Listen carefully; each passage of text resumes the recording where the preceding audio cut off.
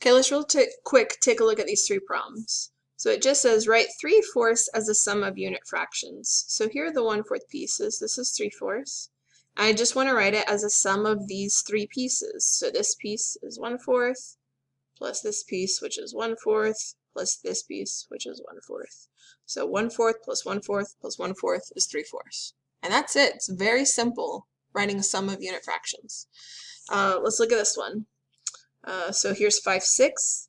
1/6 plus 1/6 plus 1/6 plus 1/6 plus 1/6. That's 5/6. So write it as a sum of unit fractions. That's all we're going to do is write these pieces and add them up. So 1/6 plus 1/6 plus 1/6 plus 1/6 plus 1/6. That's 5 1/6 pieces, which equals 5/6.